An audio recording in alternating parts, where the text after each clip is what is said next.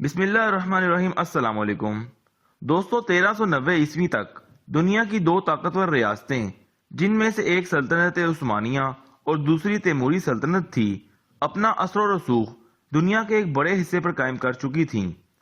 سلطنت عثمانیہ کا سلطان بایزید اول یورپ کی سلطنتوں کو پے در پے شکستیں دے رہا تھا، اور دوسری طرف تیموری سلطنت کا جنگجو سلطان امیر تیمور، جو عرب سے دہلی اور دہلی سے ازبکستان کی چوٹیوں تک کو فتح کر چکا تھا۔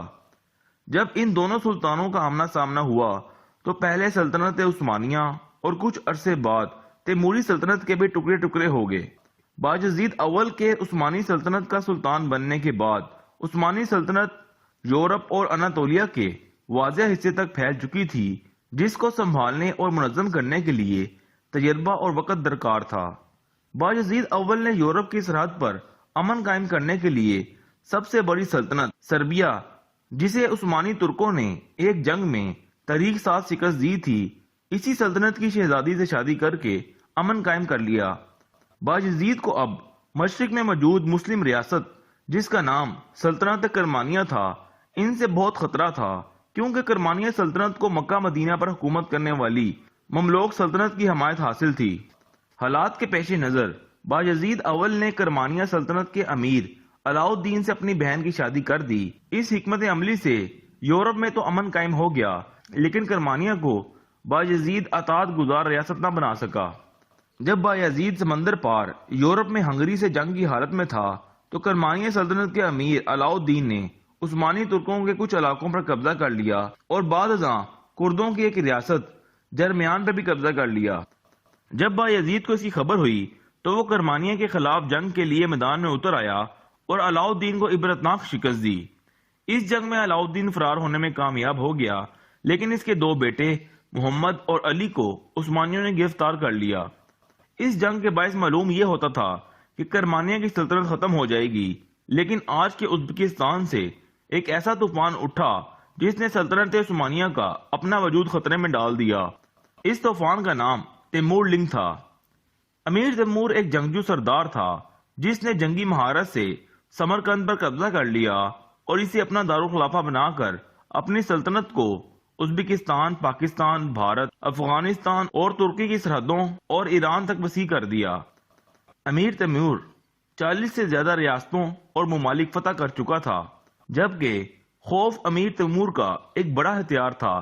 وہ جس بھی ریاست یا ملک پر حملہ کرتا تو بے دریغ نہتے لوگوں کا قتل عام کرتا اور پورے کے پورے شہر کو جلا دیتا، اور امیر تیمور اپنے ظالمانہ قصے عام پھیلانے دیتا تاکہ اس کے دشمن اس سے لڑے بغیر ہتھیار ڈال دیں۔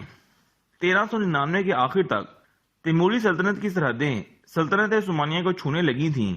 عثمانی اور تیموری سلطان پر واضح تھا کہ آج نہیں تو کل ان کا آمنا سامنا ہو کر رہے گا۔ امیر تیمور نے مسلمانوں کے علاقوں پر قبضے کرنے شروع کر دیے اور بغداد کی اینٹ سے اینٹ بجا دی اور عراق پر بھی قبضہ کر لیا۔ ان حملوں کو دیکھتے ہوئے عرب ریاستوں کے کئی شہزادوں نے عثمانی سلطنت میں جا کر پناہ لے لی۔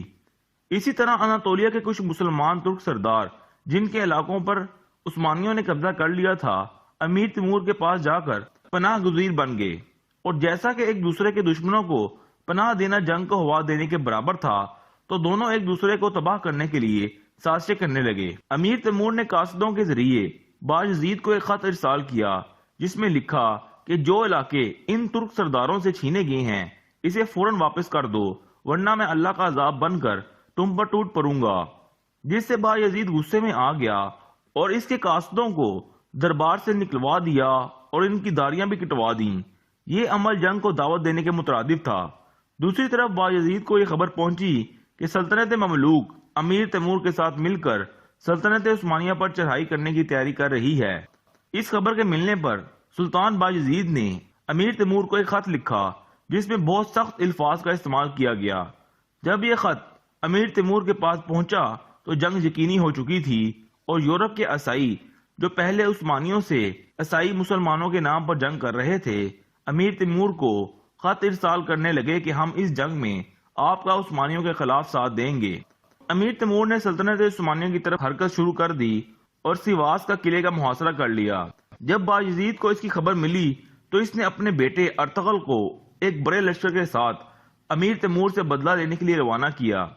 امیر تیمور نے نہ صرف سیواس قلعے پر قبضہ کر لیا بلکہ باجزید کے بیٹے ارطغرل کو شکست دے کر اسے بھی قتل کروا دیا۔ جب عثمانی سلطان تک بیٹے کی موت کی خبر اور شکست کی خبر پہنچی تو اس کے پاس بڑی جنگ کے علاوہ کوئی چارہ نہ رہا۔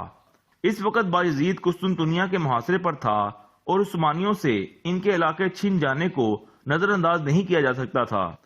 1402 عیسوی میں باجزید موسم گرما میں 90,000 فوج لے کر امیر تیمور کے 1.5 لاکھ کے لشکر سے ٹکرانے کے لیے میدان میں اتر آیا۔ انقرہ کے قریب دونوں فوجوں کا آمنا سامنا ہوا اور اس جنگ کو جنگ انقرہ کے نام سے یاد کیا جاتا ہے۔ دونوں سلطانوں کو معلوم تھا یہ دنیا کی سب سے بڑی اور خون ریز جنگ ہوگی۔ پہلا حملہ امیر تیمور کی طرف سے ہوا اور حملے اتنے شدید تھے کہ عثمانی ان حملوں سے بکھر گئے اور سلطان اکیلا اپنے شاہی دستوں کے ہمراہ رہ گیا۔ امیر تیمور کی فوج نے سلطان باجزید کو گھیرے میں لے کر اسے زخمی حالت میں گرفتار کر لیا۔ یہ شکست عثمانیوں کے لیے باعث شرم اور تاریخ میں پہلی مرتبہ تھی اور سلطان باجزید کے 3 بیٹے بھی امیر تیمور کے قبضے میں تھے۔ امیر تیمور نے انہیں اس شرط پر رہا کر دیا کہ وہ امیر تیمور کے تابع رہیں گے۔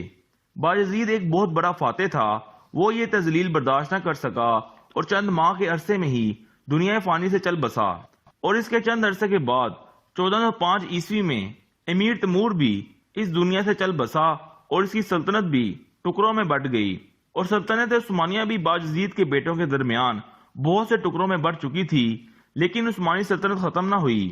اس کی وجہ یہ تھی کہ یورپ میں کوئی طاقتور سلطنت نہ تھی کہ ترکوں پر حکومت کر سکے، اور امیر تیمور کے جانشینوں کی بھی عثمانیوں پر حکومت کرنے میں کوئی دلچسپی نہ تھی۔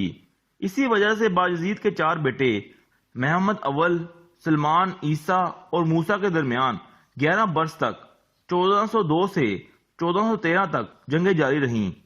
ان خانہ جنگیوں میں موسیٰ اور سلمان مارے گئے اور عیسیٰ سلطان کے عہدے سے دستبردار ہو کر سب کی آنکھوں سے اوجھل ہو گیا۔ محمد اول نے سلطان کا عہدہ سنبھالا اور سلطنت کے بکھرے ہوئے علاقوں کو اکٹھا کرنا شروع کیا اور عثمانیوں کی تاریخ لکھوانا شروع کر دی۔ محمد اول کی وفات کے بعد 1421 عیسوی میں اس کا بیٹا مراد سلطان بنا۔ 1402 عیسوی میں امیر تیمور کے حملے کے بعد سے 1413 عیسوی تک سلطنت عثمانیہ مختلف حصوں میں تقسیم ہو کر تباہی کا شکار ہو چکی تھی، لیکن سلطان محمد اول نے اپنی قائدانہ صلاحیتوں سے سلطنت عثمانیہ کو 11 سال کے وقفے کے بعد دوبارہ بحال کیا، اور اسی وجہ سے انہیں سلطنت عثمانیہ کا دوسرا بانی بھی کہا جاتا ہے۔